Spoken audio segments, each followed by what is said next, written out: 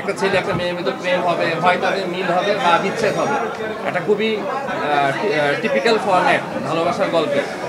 ওই জায়গা থেকে কিভাবে জিনিসটা একটু অন্যরকম করা যায় ওই চেষ্টাটা ছিল আমাদের ভিতরে, একটু অন্যরকম ভাবে আমরা গল্পটা বলবো আর কি।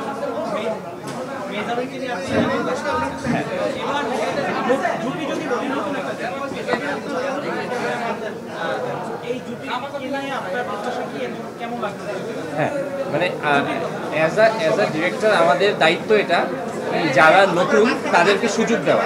কারণ আমাদের আসলে নতুন নতুন অভিনয় শিল্পী তৈরি করতে হবে, এটা আমরা প্রায়ই শুনি যে আমাদের আসলে মানে আর্টিস্ট একটা সংকট থাকে, ভালো যে কয়জন আছে তারাই কাজ করে সবসময়।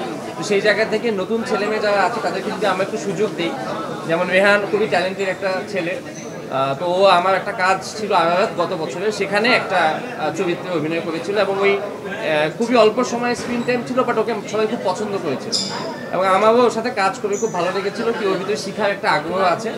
তো ওই জায়গা থেকে আমি ভাবলাম এটা একটা চমক দিই সবাইকে, কারণ সবাই খুব অবাক হয়েছিল যখন আসলে মেহজাবিন চৌধুরীর মতো এত প্রমিনেন্ট একজন আর্টিস্টের সাথে আমি একদমই নিউ একটা ছেলেকে লঞ্চ করেছি। তার জন্য অনেক বেশি চ্যালেঞ্জিং ছিল, বাট আমার মনে হয় কাজটা দেখার পর আপনারা সবাই রেহানের প্রশংসাই করবেন। আচ্ছা, আপনারা কি কথা বলবেন নাকি ইন্টারভিউ নেব ভাই? সবাই শর্ট করলে কেমনে হবে? ইন্টারভিউ উপলক্ষে এটা আসছে, তো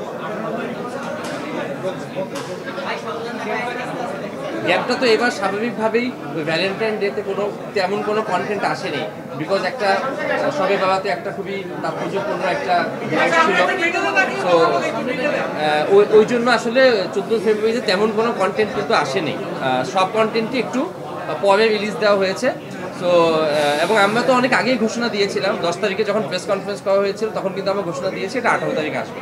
তো আমাদের প্ল্যানও ছিল আসলে 18 তারিখটাই ধরার। আর ভালোবাসা তো কোনো নির্দিষ্ট দিনে আসলে মানে বেঁধে দেওয়ার মতো জিনিস না,